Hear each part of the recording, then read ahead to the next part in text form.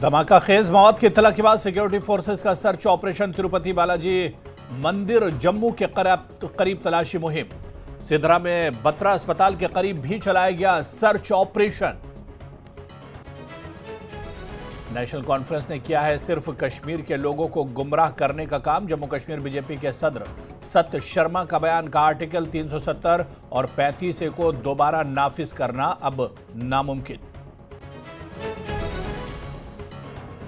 वज़ीर आज़म मोदी की दूर अंदेशाना सोच की वजह से मुल्क तरक्की की राह पर गामजन।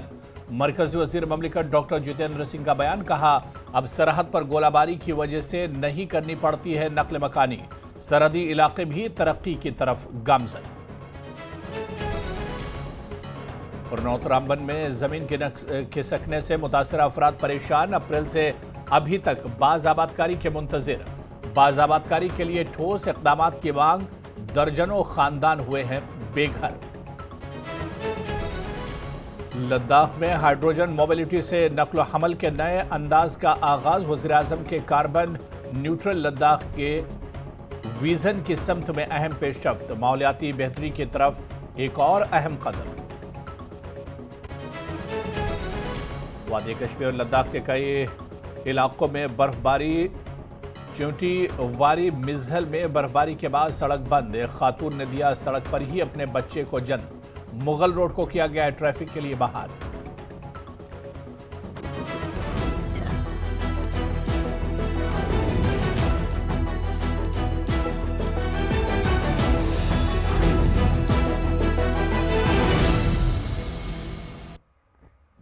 आदाब, आप देख रहे हैं कश्मीर न्यूज। मैं हूं आपके साथ अबू हुरैरा। तिरुपति बालाजी मंदिर जम्मू के करीब मुमकिना धमाका खेज मवाद की इत्तला मिलने के बाद सिक्योरिटी फोर्सेज ने इलाके में तलाशी मुहिम चलाई। जम्मू कश्मीर पुलिस, एसओजी और दीगर सिक्योरिटी फोर्सेज की टीमों ने पूरे इलाके का मुहासरा करके सर्च ऑपरेशन अंजाम दिया। इधर तिरुपति बालाजी मंदिर के बाद सिक्योरिटी फोर्सेज ने सिद्धरा में बत्रा अस्पताल के करीब एक बार फिर बड़े पैमाने पर तलाशी मुहिम चलाई।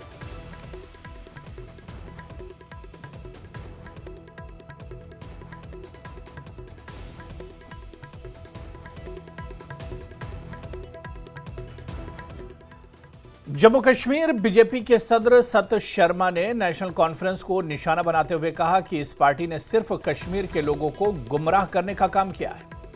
उन्होंने कहा कि नेशनल कॉन्फ्रेंस अवाम को गुमराह करने की सियासत कर रही है। शर्मा ने वाज़ेह किया कि आर्टिकल 370 और 35A अब तारीख के सफ़हात में दर्ज हो चुके हैं और इन्हें दोबारा नाफिज करना मुमकिन नहीं है। उन्होंने कहा कि नेशनल कॉन्फ्रेंस को इस सच्चाई को कबूल करना चाहिए। नेशनल कॉन्फ्रेंस और दीगर पार्टियों पर इल्जाम लगाते हुए शर्मा ने कहा कि ये पार्टियां तरक्की के मसले से तवज्जो हटाने की कोशिश कर रही हैं। उन्होंने कहा कि इन जमातों को तरक्की पर तवज्जो देनी चाहिए। शर्मा ने यह बयान वज़ीर आज़म नरेंद्र मोदी के मन की बात प्रोग्राम के बाद सांबा के एक सरहदी गांव में दिया। अशोक कौल, MLA देवेंद्र कुमार मनियाल और बड़ी तादाद में मकामी लोग भी इस मौके पर मौजूद थे।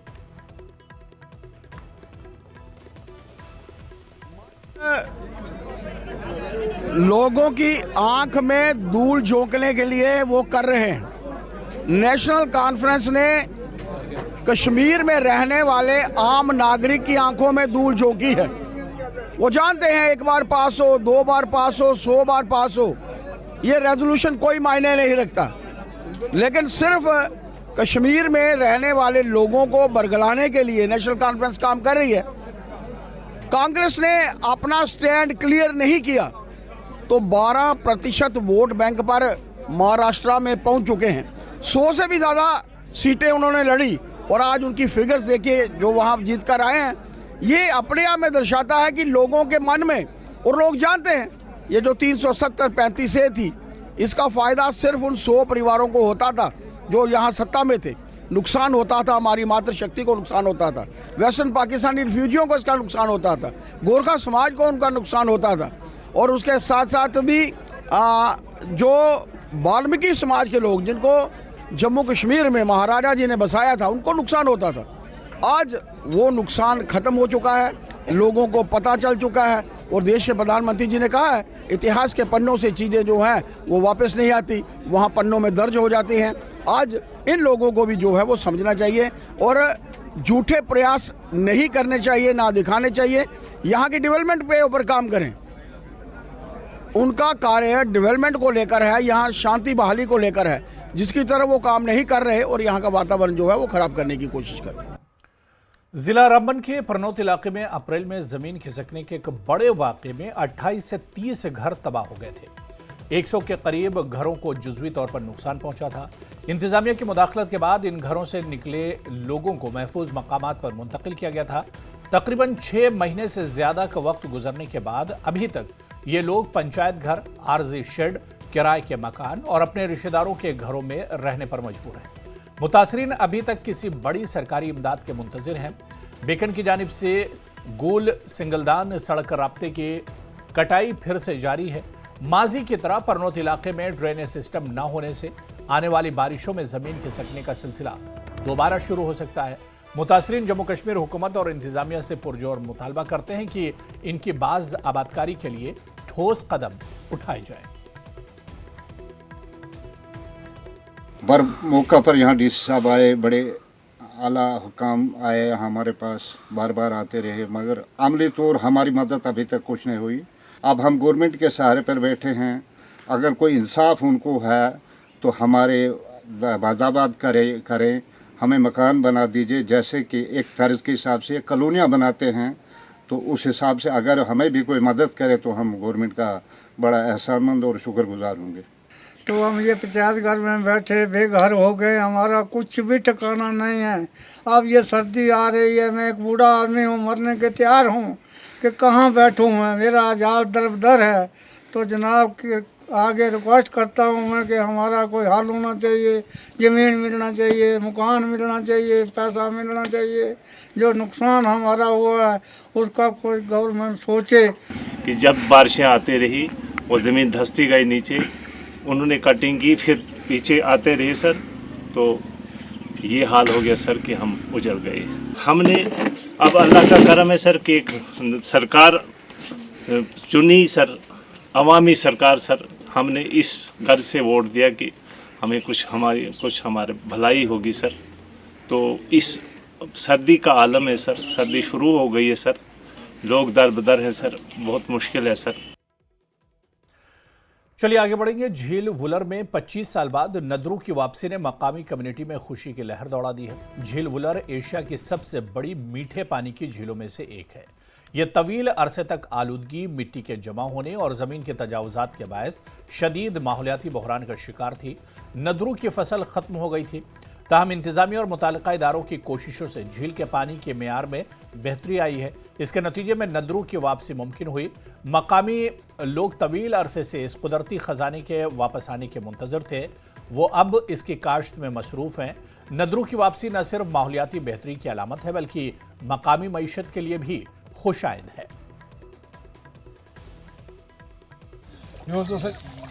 आज ब्रो वरी नदर गुर 2003 मज पे तम सात ठेक ग 20 लक्ष 25 लक्ष 3 लक्ष बोल ग पे वोत वक्त ओत तम सा ठेकदार ठेक नी ये गोल तम सा ब्योल पे गई 2018 मज आय वलर प्रोजेक्ट तम वलर प्रोजेक्ट आव सर दुतुक दरियावस ये नए तम पे बे 2021 मज 2 वर ना कड़ ये मज कहें ये हुक्मा वल तुंदी शुक्र गुजार तमो दुत कर्क रच वश आज त्रोक फ्री गरीबन खतर यल। आज ब्रोट 20 वरी नदर खालान, सन मल खालान, सन बुजुर्ग खालान, तम मजूर दो करान तो ये गाम करान। पे गई अचानक 20 वन नदर गब तो यह गोनुक नदर वो तैयार बे गई वो गाम कन जबरदस्त खुशी, अस बापायन खुशी, जेनो रोपये दा, बिचार मेहनत करान जेनन रोपये दा, रोजगार गो चालू बे। वुलर झील के किनारों पर रहने वाले लोगों का रहन सहन, रोज़गार और ज़िंदगी से जुड़े दीगर उमूर इसी झील पर मुनहसर हैं। आज हम वुलर झील की बात इस वजह से कर रहे हैं कि 25 साल बाद इस झील में नदरू की वापसी हुई है। यहाँ के लोग इन दिनों करारे की सर्दी के बावजूद इस झील से नदरू निकालने में मसरूफ़ हैं और ये 3 दहाइयों के बाद मुमकिन हुआ है। शोपियां में भी जिला इंतजामिया ने नाबालिग, बगैर हेलमेट वाले अफराद और दुरुस्त लाइसेंस न रखने वालों को पेट्रोल के फ़रोख्त के खिलाफ अपनी मुहिम तेज़ कर दी है।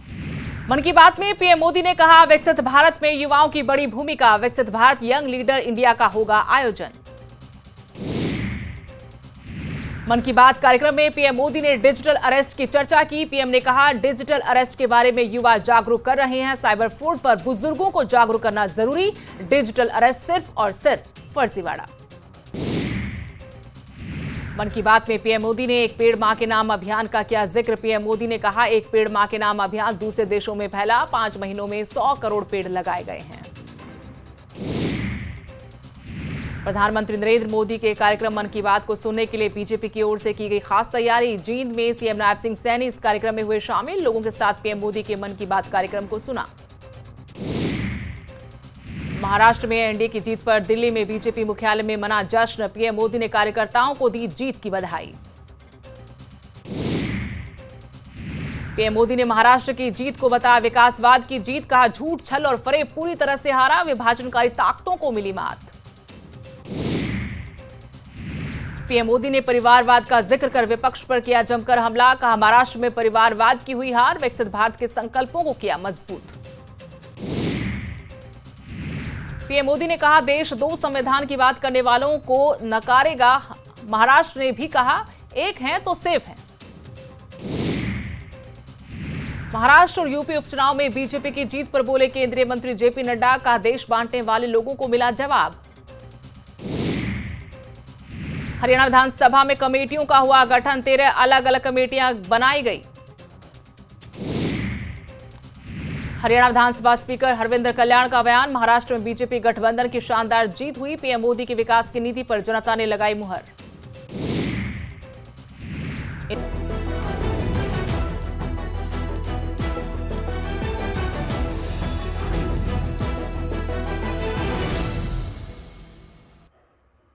चलिए आगे बढ़ेंगे। यूनियन टेरिटरी लद्दाख ने ग्रीन हाइड्रोजन फ्यूल पर चलने वाली बस सर्विस का आगाज करके मुल्क में एक नई मिसाल कायम की है।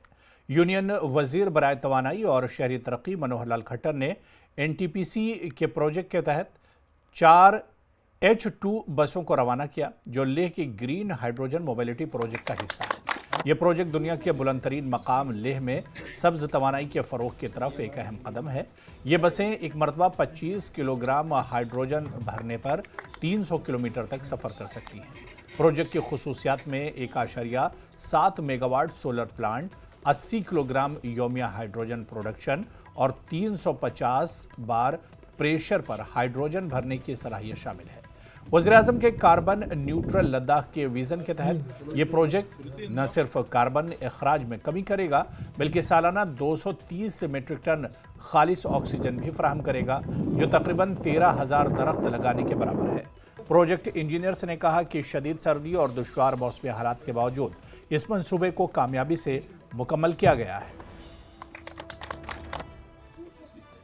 मेरा 3 दिन का ये दौरा ले यानी लद्दाख रीजन का रहा है और नए दायित्व के बाद पहली बार लद्दाख आना हुआ है और मैंने दोनों डिपार्टमेंट्स यानी डिपार्टमेंट ऑफ एनर्जी एंड महुआ यानी ministry of urban development and housing इसका एक रिव्यू मीटिंग्स अलग अलग स्थानों पर अलग अलग लोगों से मिलकर की है और दोनों ही विभागों के काम को देख करके बहुत ही सेटिस्फेक्शन मुझे हुई है और उसमें मैंने मीटिंग के साथ साथ जो पावर डिपार्टमेंट के अलग अलग प्रोजेक्ट्स हैं वो भी मैंने देखे हैं। 4 जो है अवेलेबल है अभी, एक बहुत जल्दी उपलब्ध हो जाएगी हमारे यहाँ लेह लद्दाख के लिए, तो चारों का फ्लैग ऑफ हुआ और उसके बाद से यहाँ से फिर जो है वो सी बस में बैठ के वो विथ फुल कैपेसिटी ऑफ 33% हम लोग एयरपोर्ट पे गए, उन्हें फिर जो है वहाँ पे जो है सी ऑफ किया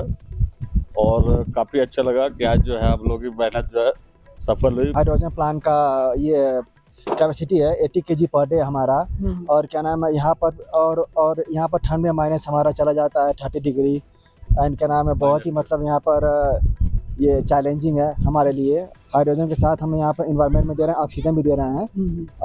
ऑक्सीजन का और फिर ऑक्सीजन का हमारा प्रोडक्शन है 40 kg। बस का जो हमारा कैपेसिटी है हाइड्रोजन का क्या नाम है इसका कैपेसिटी है और क्या नाम है 25 kg। ये देश का पहला प्रोजेक्ट है आज सफल पूर्वक इसको लॉन्च किया, बस को उद्घाटन किया, जो बस का फ्लैग ऑफ किया यूनियन मिनिस्टर ने। और जैसे ये सक्सेस इस हार्श टेम्परेचर पे सक्सेस हुआ तो ये देश के और किसी भी कोने में सक्सेस हो सकता है। और इसके बाद जो पीएम का विजन है लद्दाख को कार्बन न्यूट्रल बनाने का, ये एक जो विजन था उनका, ये सक्सेसफुल हुआ। और इसके बाद ये प्रोजेक्ट है, ये मॉडल है और जगह पर रिप्लिकेट किया जाएगा।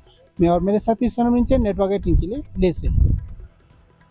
सीसी हिल काउंसिल करगिल ने government council model high school संगरे की सालाना तकरीब में शिरकत की। Assistant director tourism, block development officer Sankoo, executive engineer PHE, executive engineer SVD Sankoo, executive engineer I&FC के अलावा वालिदैन और तलबा ने शिरकत की। सीसी ने एक मजबूत और खुशहाल माशरे की तामीर में तालीम की अहमियत पर जोर दिया। डॉक्टर अखुर ने हेडमास्टर, स्कूल के अमले के अराकीन, टीचिंग फैकल्टी और स्कूल मैनेजमेंट कमेटी को इनकी मेहनत और लगन के लिए भी मुबारकबाद पेश की, जिसकी वजह से गुज़िश्ता साल के CBSE बोर्ड इम्तिहान में शानदार नतीजे आए। यहाँ पे गवर्नमेंट मॉडल स्कूल बने। आज के दिन जो है हमने गवर्नमेंट के साथ, ये एजुकेशन डिपार्टमेंट के साथ MOU करके गवर्नमेंट हाई स्कूल सांगरा को as a government model school हमने अडॉप्ट किया है। तो इसमें कम्युनिटी पार्टिसिपेशन के साथ हम स्कूल चला रहे हैं। तो ये एक इम्पोर्टेंट इवेंट रहता है हर किसी भी स्कूल में, मैनेजमेंट की तरफ से या स्कूल अथॉरिटीज़ की तरफ से एक एनुअल डे सेलिब्रेट करने का। साल में जितने भी अचीवमेंट्स हैं स्कूल के या स्कूल में जो चीज़ें ज़रूरी है तो उनको रिव्यू करने के लिए एक अच्छा प्लेटफॉर्म रहता है। साथ में इसमें पेरेंट्स टीचर इंटरेक्शन भी एक इम्पोर्टेंट पार्ट रहता है। नई दिल्ली में वजारत पार्लिमानी और अक़लियती उमूर ने हज 2025 की तैयारियों के लिए एक आला सतही कॉन्फ्रेंस का इनेकाद किया। हज कमेटी के चेयरमैन मोहम्मद अली मजाज ने लद्दाखी आजमीन को दरपेश मशाइल पर रोशनी डाली, जैसे रिहाइश की कमी और मिना में नाक़िस इंतजामात। वजारत ने इन मसाइल के हल के लिए नए इक़दाम का ऐलान किया, जिनमें जदीद इमारतें, बेहतर ट्रांसपोर्ट और खादिमुल हुज्जाज के तनासुब में इजाफा शामिल है। वज़ीर किरण रिजिजू ने यकीन दहानी कराई कि इन इक़दामात से हज के तजुर्बे में बेहतरी आएगी।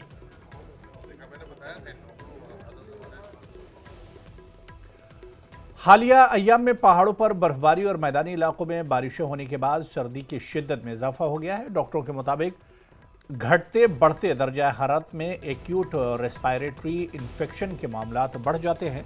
ऐसे में लोगों को गर्म मलबूसात और गर्म पानी का इस्तेमाल करने के साथ साथ दूसरे एहतियाती तदाबीर पर अमल करना ज़रूरी है।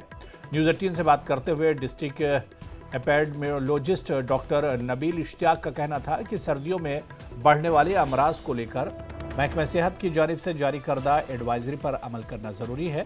डॉक्टर नबील का कहना था कि ज़िला अस्पताल बांडीपुरा में डिस्ट्रिक्ट पब्लिक हेल्थ लेबॉरेटरी कायम की गई है, जहां पर पानी का माइक्रोबायोलॉजिकल टेस्ट करने के अलावा कई दूसरे अमराज के लिए टेस्ट किए जाते हैं।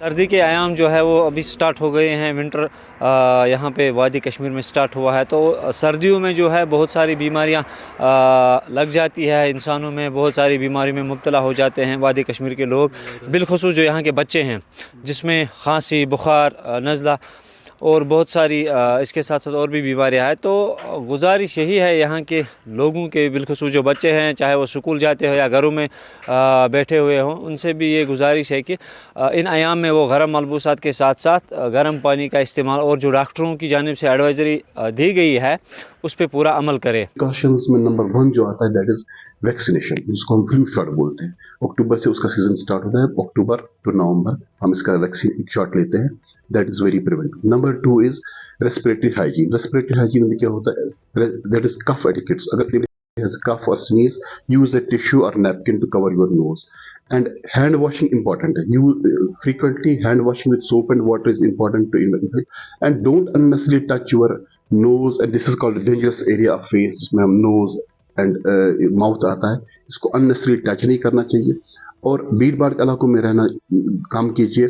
और इफ किसी को सिम्टम्स हैं विद रेस्पिरेटरी इन्फेक्शन, फीवर, वो घर में रहे जब तक वो ठीक ना हो जाए और फेस मास्क का इस्तेमाल करें। जेहलम विमेन साइकिलिंग रैली को शौकत अली स्टेडियम बारामूला से झंडी दिखाकर रवाना किया गया। इस सालाना तकरीब के चौथे एडिशन का एहतमाम डुगर डिवीज़न ने जम्मू कश्मीर टूरिज्म और ज़िला इंतज़ामिया बारामूला के इश्तराक से किया था। इसमें जम्मू कश्मीर के ख़वातीन ने पुरजोश शिरकत की।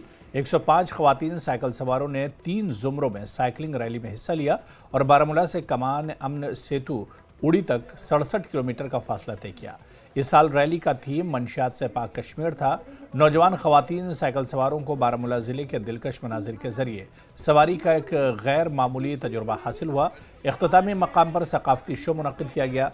मेजर जनरल परमवीर सिंह पुनिया ने तमाम शुरका के बेमिसाल जोश, वलवले और गैर मुतज़लज़ल ताउन की तारीफ़ की और इस तक़रीब को कामयाब बनाने के लिए उनका शुक्रिया अदा किया। यहाँ पर हमने एक बस लगा रखी है बाहर रोड की, वहाँ पर कोल्ड ड्रिंक होगी, वहाँ पे लाइट होगा और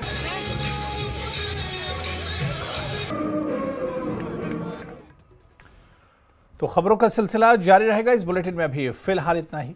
आदाब।